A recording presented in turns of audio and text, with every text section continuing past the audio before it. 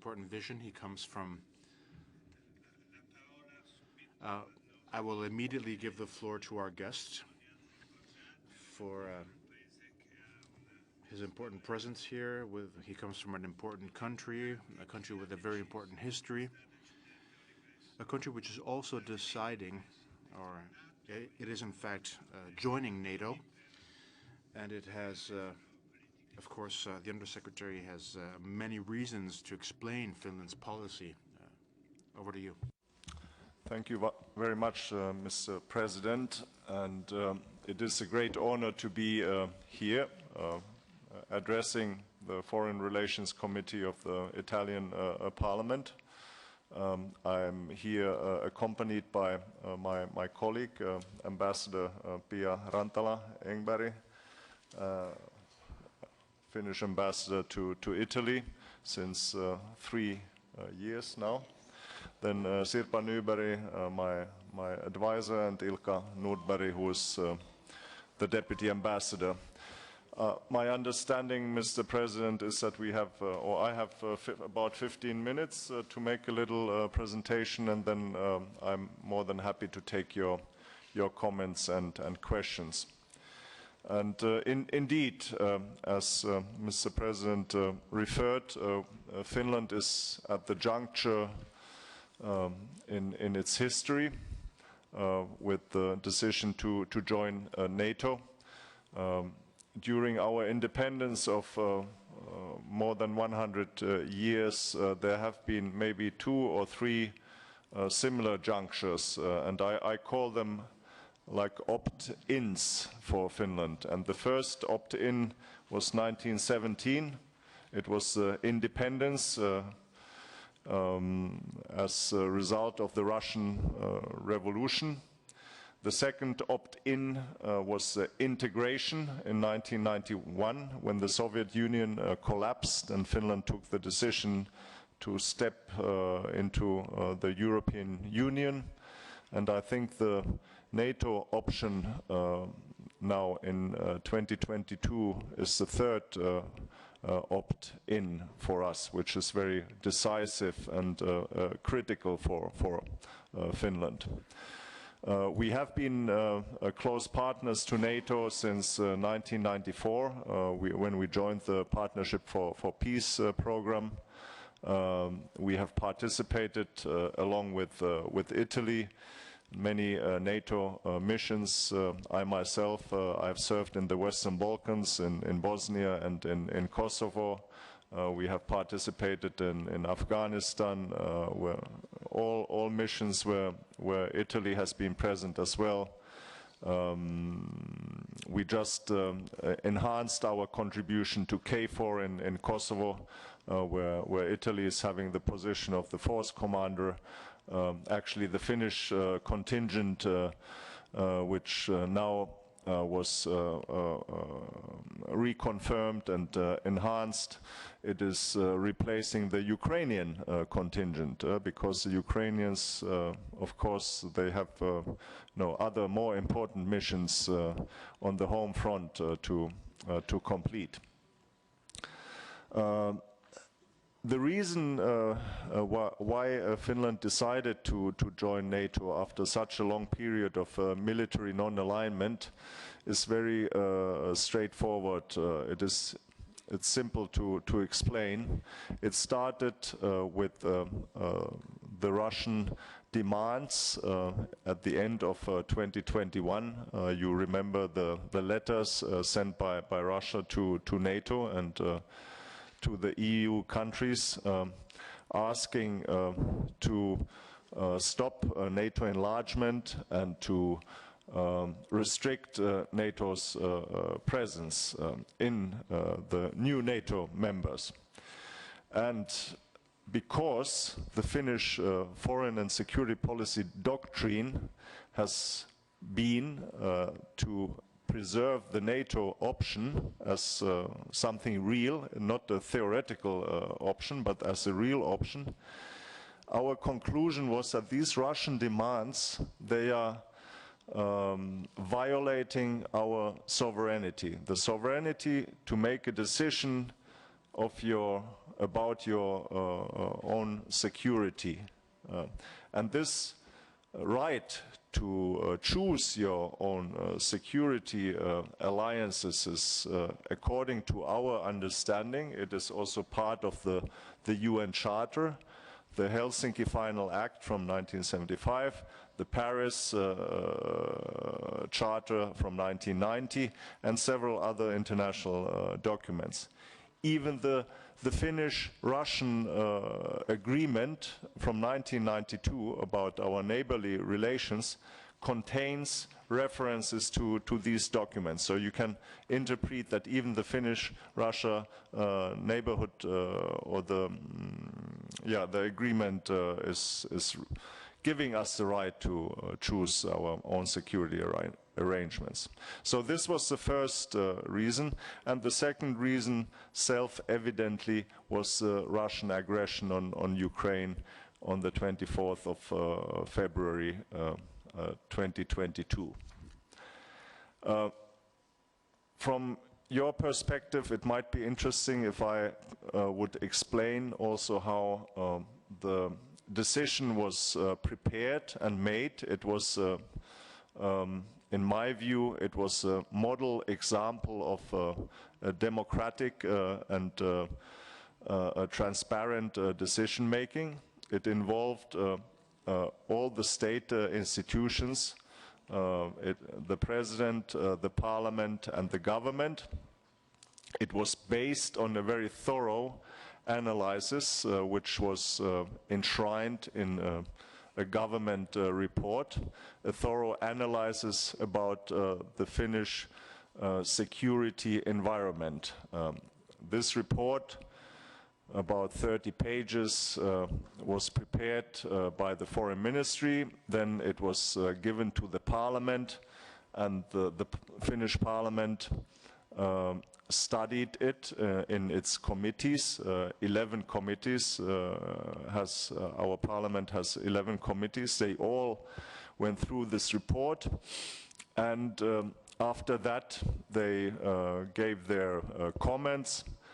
And then the government prepared another shorter report, only 2 pages. It went back to the Parliament, and the Parliament voted on this report, which was recommending NATO membership. And the outcome of the vote was 188 votes out of 200 MPs. So it was quite a significant majority, but not like a North Korean majority. Yeah? I think it was like a credible number. The ones who did not vote in favor were mostly members of the left alliance. So, based on this parliamentary majority, the government and the president launched the process with NATO to apply for the membership. Where are we now? After the Madrid summit, we have collected or received, and I would like to take the opportunity also to thank the Italian parliament as an institution. I think it was the previous parliament, but nevertheless, as an institution for the ratification. We have altogether 28 NATO members who have ratified. So we have 2 outstanding, Hungary and Turkey. So this is where we are now, and if I could just briefly maybe go into how we plan to perform as NATO members, which could also be of your interest. And I mean, it is not so that we change our suit or our hat when we join NATO. We maintain mostly the same profile we have had up to now during our partnership, PFP or the Enhanced Opportunities Partnership. you know what you get.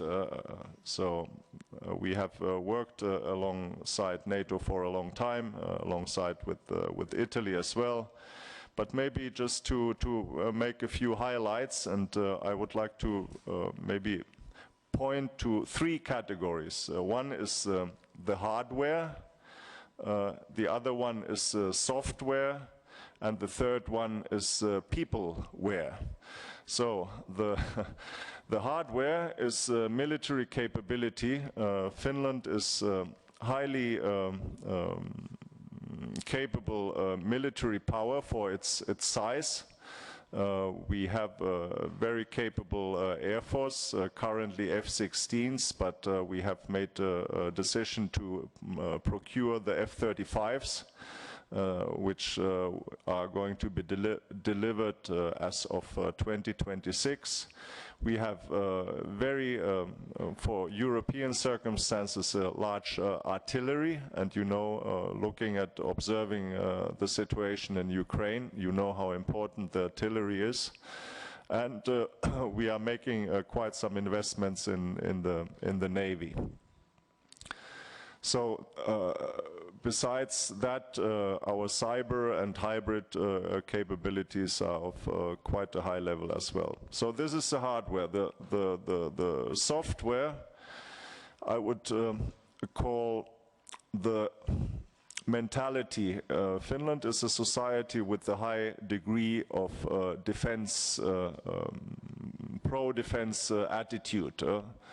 And why do we have a high degree of this type of thinking? It has to do with our history, but it has also to do with the peopleware, and that is my third point. We still have a conscript system in Finland, one of the few countries remaining in Europe with the conscript system. We have never abolished it. I think Turkey and Greece, they both have it. It depends. It's between 6 months and 12 months. Yeah. So these three components are very, very important. Besides that, maybe it is important also to note the technological functions and capabilities Finland brings into NATO. As you know, there are three global 5G or 6G providers, one Chinese, one Swedish, and one Finnish. So with the NATO enlargement, you will have two out of these three moving figuratively into the NATO camp. And my final point would be about the mentality. I think our experience having shared the border with Russia and Soviet Union for a long time brings to NATO a responsible a country, not an acteur provocateur. We are trying to contribute to the security and stability in our region, be a responsible actor.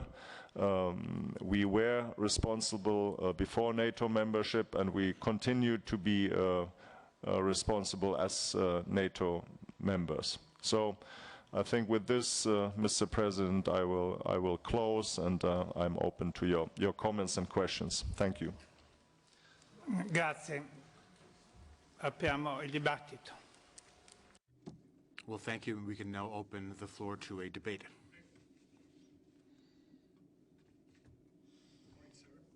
Welcome to Rome.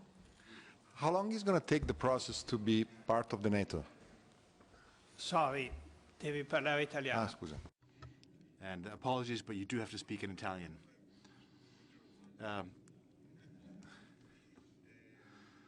Good morning. And how long will the process take before you join NATO? Yes, thank you for the question. It depends on many factors. From the Finnish side, we are ready.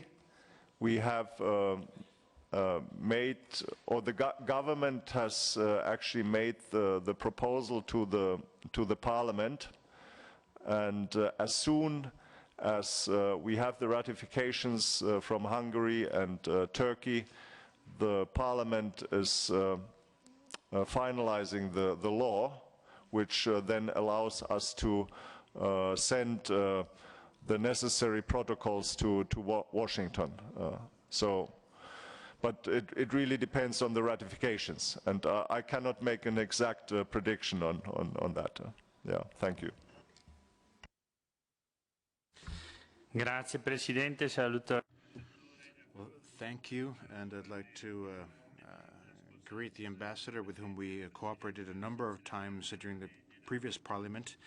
I was president of the bilateral section of the Interparliamentary Union of the Italy-Finland section, and I also had the honor of being the rapporteur during the ratification process for Finland's accession to NATO. So this is a topic that I'm very passionate about. We followed the entire process step by step, and I'd like to go back to what my colleague was saying. In other words, that Finland's will is very clear, it's very transparent, but we do face a number of problems. And as far as these problems are concerned, can you tell us what you can regarding these problems? Because we all want Finland to join NATO, and therefore tell us how we can overcome Turkey's resistance, for instance, and Hungary's resistance. Out of 28 countries in the Atlantic Alliance, 26 have ratified the protocols. And of course, Finland's strategic adhesion is obvious. It has over 1,200 kilometers of border with Russia. There has been a complete change of Finland's foreign policy towards Russia. We went from neutrality, from the so-called Finlandization, the forced neutrality we had in the past, whereas now we have this request to join NATO. The Finnish Parliament, with the support of its public opinion, voted with a very large majority in favor of joining NATO. But now, of course, there are a number of practical issues which you have to face. And this is another question for you. Finland is thinking of strengthening its defense system along the border with Russia. Very bluntly, Finland is thinking of building physical barriers, walls between the two countries. And of course, we know that Russia is using migrants as a form of hybrid warfare too. During the previous parliament, we already began working on intensifying relations between our two countries regarding trade, for instance, regarding our cultural exchanges in all sectors, because of course we have plenty of opportunities. You also mentioned Finland's intention of buying F-35s, and Italy has a role to play here, because when it comes to the maintenance of this aircraft, and when it comes to training, of course, Italy can have a role to play. Therefore, we have to continue cooperating, and the news you were sharing with us of Finnish 5G technology is very important. We all face the risk of having Chinese 5G in Italy, and therefore we look to Finland and Sweden with a great deal of hope so that we can defend our strategic assets. Thank you. Well, thank you very much indeed, and I'm very glad that the Italian Parliament has a Finnish Italian-Finnish friendship group. Yes, and I think the Finnish Parliament has a similar group in Helsinki, and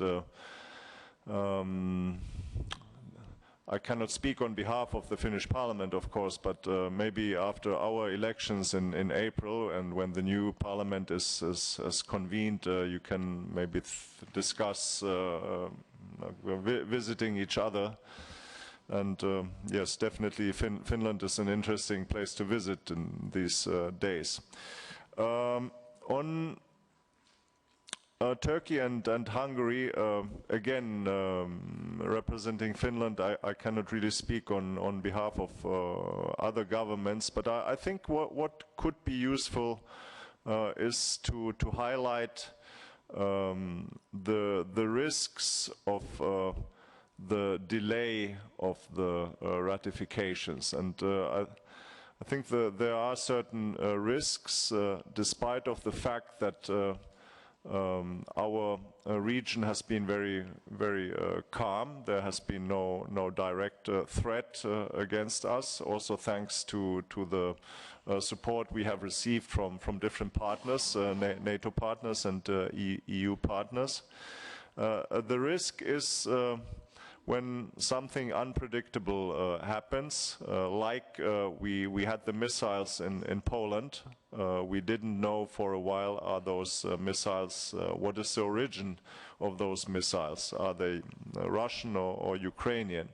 Had they been Russian missiles, it would have probably triggered a reaction within NATO, and invoking Article 4 and Article 5. Where would have that left Finland and Sweden as non-members but invitees of NATO? Somewhere in the gray area, and that is not a good place in crisis. So the sooner we can get clarity who belongs to where, and we are clear about where we belong. We fulfill the criteria, so the sooner we get that finalized, the better. I think we could have a long debate about Finlandization. It's not really a term we favor. Kissinger is getting out of fashion, I think. I have tremendous respect, of course, for Kissinger, but some of his thinking is maybe not applicable in these days. Also, I think some old school scholars from Washington, they have recommended that Ukraine should be Finlandized. So I think that's like a double insult. It's an kind of not nice to Finland, not nice to Ukraine, and it's based on the false analysis. It's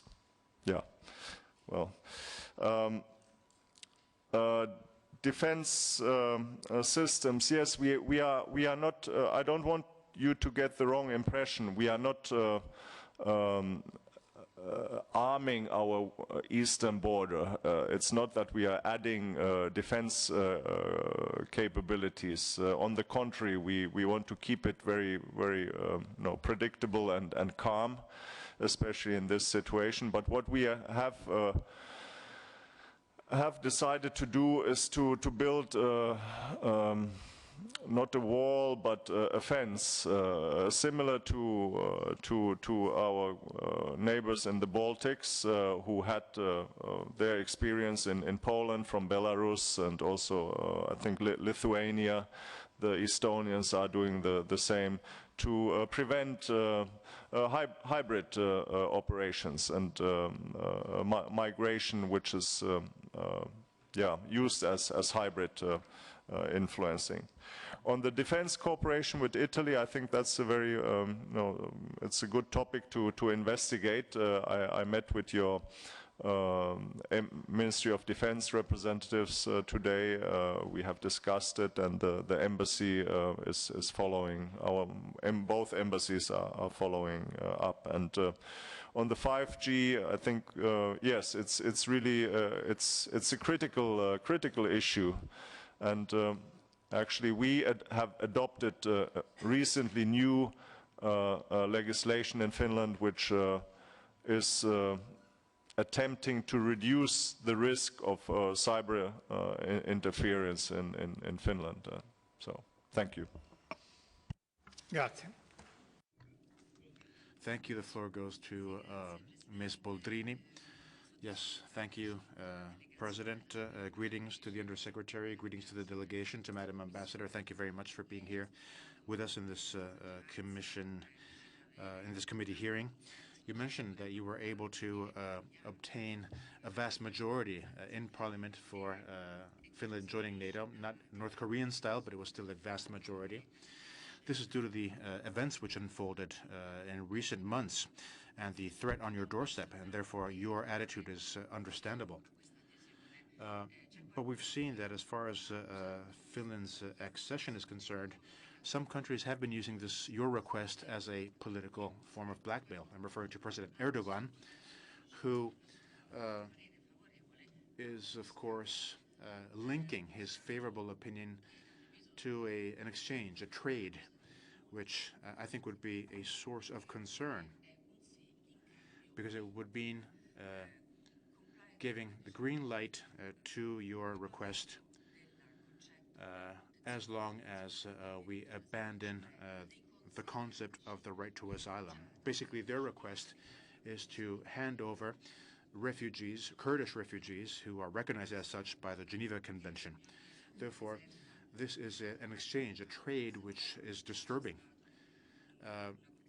to a certain degree. We know that a Kurdish refugee has already been handed over from Sweden, and I was wondering what the situation is as far as you're concerned, and what your government wants to do, how you are already dealing with the situation, which I do understand presents a number of problems, beginning with the ethical reasons, because for you, the right to asylum is a right that you have always honored. I have also worked in contexts that you yourself have worked in, Mr. Ambassador, in the former Yugoslavia and elsewhere.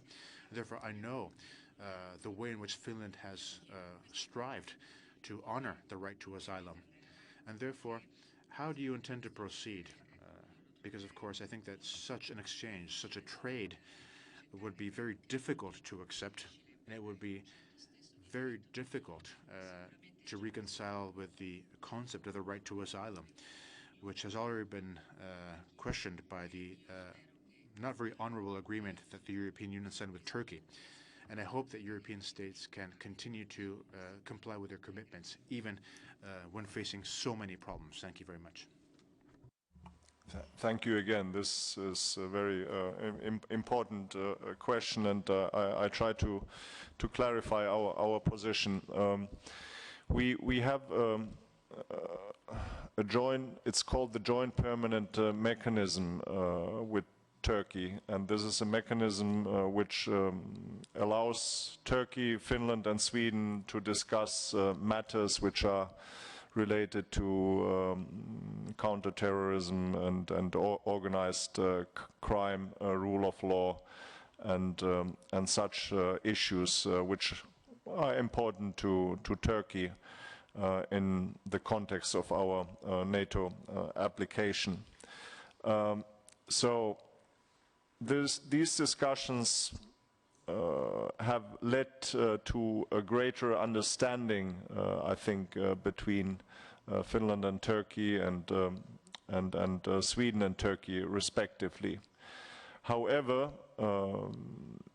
the fact that we are discussing does not mean that we are compromising certain values. I mean, there are red lines, and these red lines, they are basically our national legislation and the international agreements.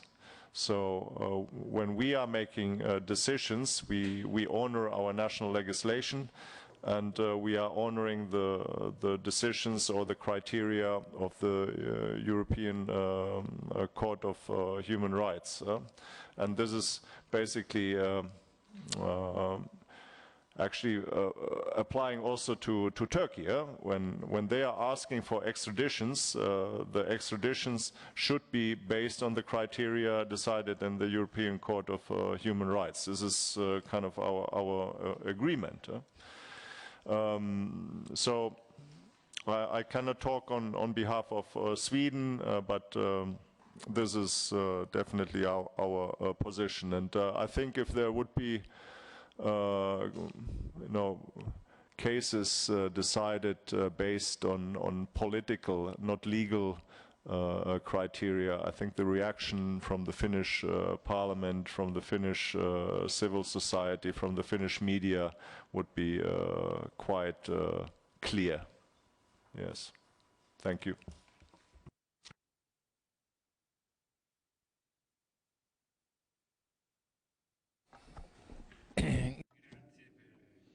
Thank you. Thank you for these very comprehensive remarks.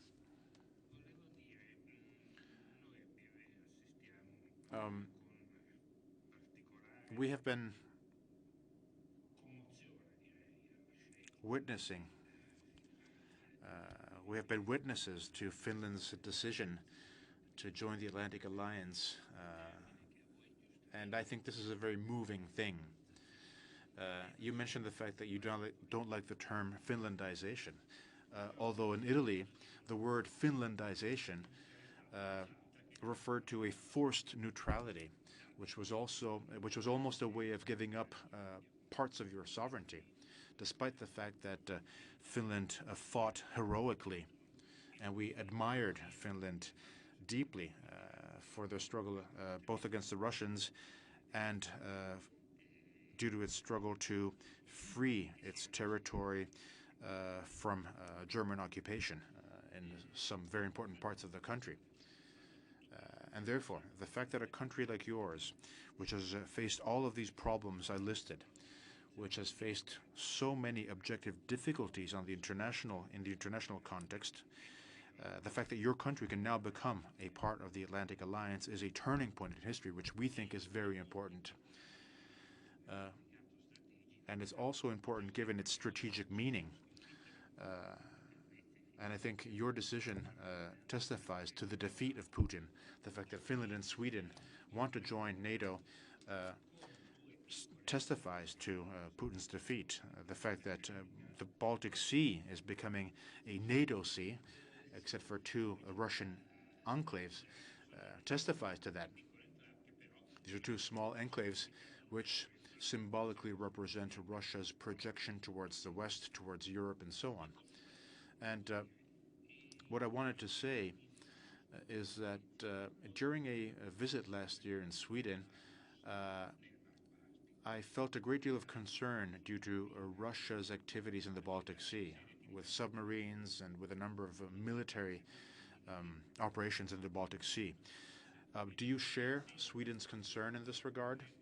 Is it still a concern, or did the conflict in Ukraine shift the priorities elsewhere? Well, thank you, first of all, for your remarks regarding the Finnish struggle. It is indeed, it has been a long way, and the step to join NATO, maybe we would not have wished it to happen under these circumstances. The circumstances are negative, but I think the positive outcome is that we join NATO. And you are absolutely right in your analysis that this is a great defeat for Putin.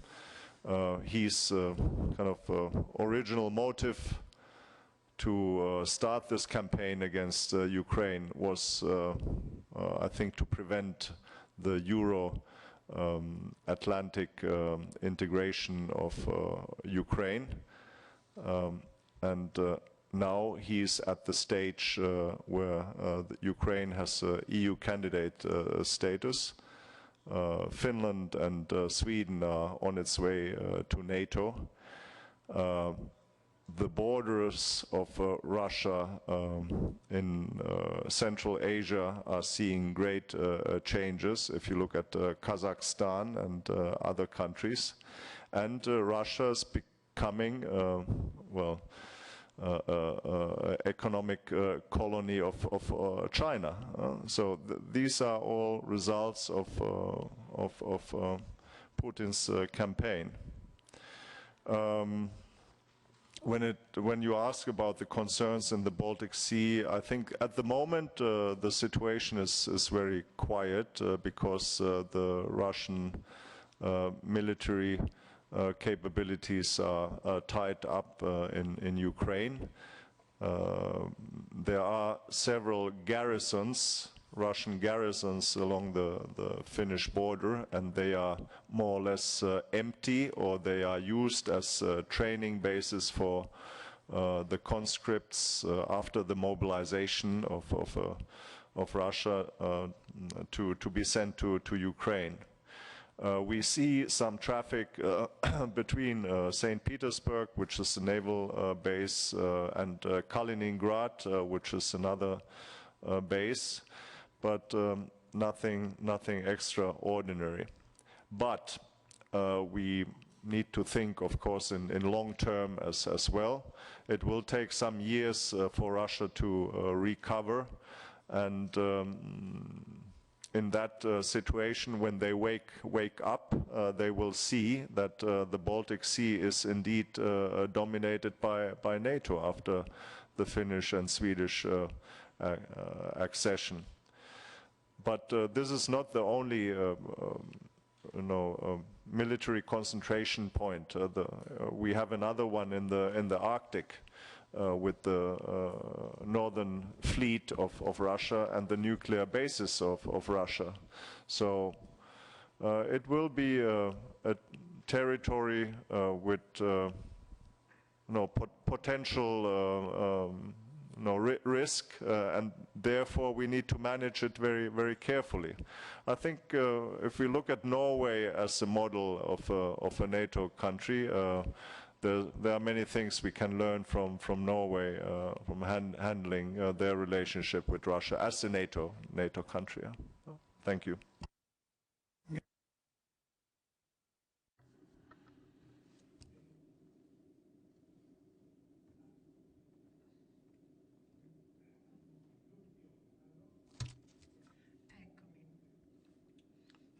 Over here, good morning and welcome to Rome. Thank you very much for your remarks. You mentioned sovereignty, freedom, democracy, security, and stability, all of which are essential values, truly fundamental values for any democracy. And with the sadly ongoing war, and given the fact that you border Russia, I wanted to ask you, how did you manage all the Russians fleeing from Russia towards Finland? And if you're still seeing the entry of Russians into your country despite the fact that the border is closed, and if amongst the Russians entering Finland, you think there may be Russian intelligence operatives? Thank you. Very good, concrete questions.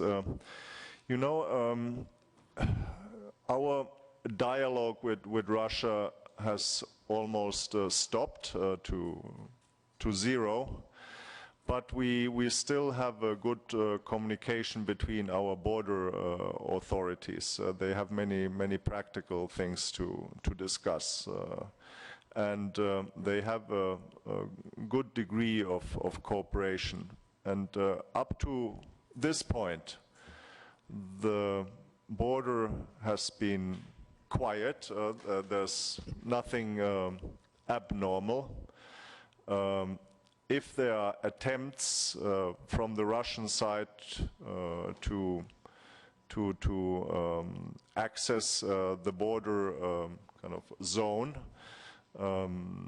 without the proper documentation, the Russian border guards will stop them. It is still the way they operate.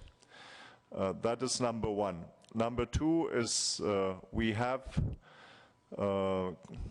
since maybe 2 months, I don't have the exact date in my head, but we have stopped issuing visas tourist visas to Russia. We give visas to certain categories, but the numbers are very small. So humanitarian, work, and based on family relations. But the numbers are indeed very small. So we have the feeling that the situation is largely under control. The point you were making about intelligence, I think it's a valid one, but it can be controlled through the visa issuing process, and I think we have a good experience and a good set of skills also with our security authorities to keep that in control. So no immediate concern in that area. Thank you. Gruppioni.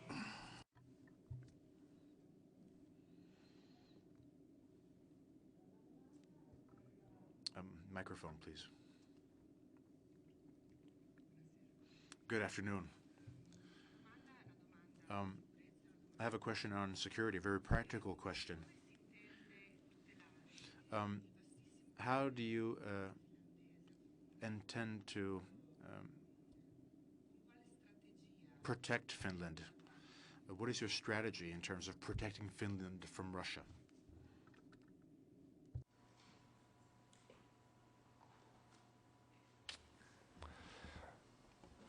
It's a kind of a profound, simple question which cannot be cannot be answered in the simple way. I try. Before the crisis with Russia attacking Ukraine, we had like four pillars in our doctrine, and one was a strong national defense. The other one was military partnerships. The third one was the multilateral and rules-based international order. And the fourth one was a functioning relationship with Russia. So what do we have now?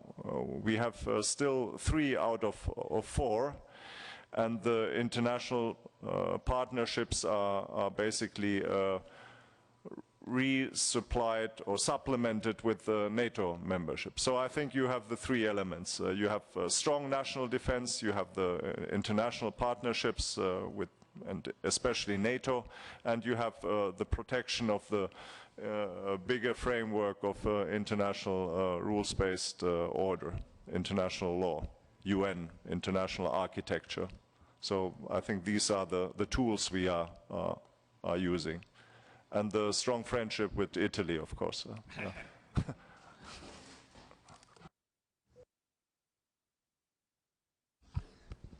Grazie. Thank you. And I also wish to thank the Undersecretary and the entire Finnish delegation. I have 2 very quick questions for you. My first question is on the accession process. Earlier, you mentioned the strong support in Finland's parliament. And over the months, over recent months, the polls, the surveys regarding how favorable the Finnish population was continued growing over the past few months. My question is, the minority who opposed joining NATO, do you think that their opposition was due to their fear towards Russia, or because they continued to prefer being neutral, which is what Finland was historically? The second question, which is also linked to accession to NATO, which we all hope will be finalized as soon as possible, is linked to the Arctic scenario, which you mentioned, which is, of course, extremely important from the geopolitical point of view. In recent months, you had faced some difficulties in your relationships with China, given the decision to build a base in that region. Was your decision to join NATO not linked only to Russia, but is it linked to a more complex and more general context that you have to deal with? On the first question, I cannot give you an answer with authority, because the party, the Left Alliance, should speak on behalf of themselves. But my understanding is that it was a mix of ideology and maybe also opportunism, political opportunism, and kind of a reservation towards NATO and the United States. I mean, there are many ingredients, and they have the full right, of course, to think like that. At the moment, the latest poll on NATO membership is, I think, 83%, which is quite high. Yeah. On the Arctic, I think that's an interesting point. China's interest into the Arctic is indeed increasing, and it is a strategic interest. It's a military strategic, but it's also economic or geo-economic interest. But I don't think it played really a role in our NATO decision. But we are definitely aware of the Chinese interest, and despite of our good partnership with China, we are quite alert about this fact as well. Yeah, thank you.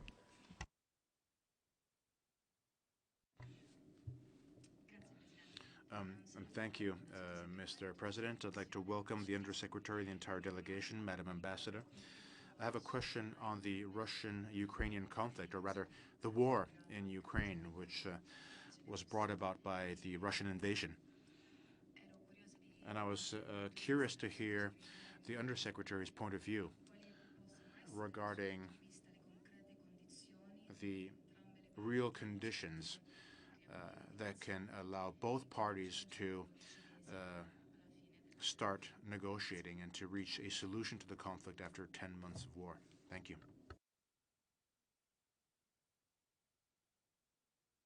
No, I'm happy to well, offer my modest view on this. First, nothing about Ukraine should be decided without Ukraine. I think this is also already a slogan which we are learning and should keep repeating. But then, I think if you look deeper into the matter, you don't have only a war between two states, Russia and Ukraine. You have also a conflict between two decision-making systems, two political cultures, two extremes even. You have Ukraine with the parliament, which is multifaceted. It is heterogenic in many ways. You have a prime minister, you have a president, you have different regional interests, which are all in the political decision-making system of Ukraine. Then you look at the other side, you have Russia, and you have a decision-making which is political decision-making which is reduced to one individual. So for this one individual, it is easier to make the decision to withdraw or ask for negotiations than for the other side, which has to go through the whole political decision-making system of democracy. So, and we were actually debating this last night with the Secretary General of the Foreign Ministry, and I told him a Finnish equivalent, Finnish example from our wartime in 1939, when Soviet Union had attacked Finland, and we resisted, but of course, you know, it's David versus Goliath, and we were losing men, we were losing territory, we didn't have supplies, nothing. So the government of Finland in 1939 was arguing when to start peace negotiations. When is it time to enter the negotiations? And the Minister of Defense, he came from the constituency which was facing Russia, and he of course made the quite reasonable conclusion that if we enter negotiations now, my territory is lost. So he, within the government, was against entering peace negotiations. So I think you can also, you know, take this parallel to Ukraine. There might be different types of you know, thoughts and motivations, and you know how it is also a country divided by language and background and cultures, and different dynamics. Not easy, but talk to the Ukrainian parliament. I'm sure they can be quite informative about this. Thank you.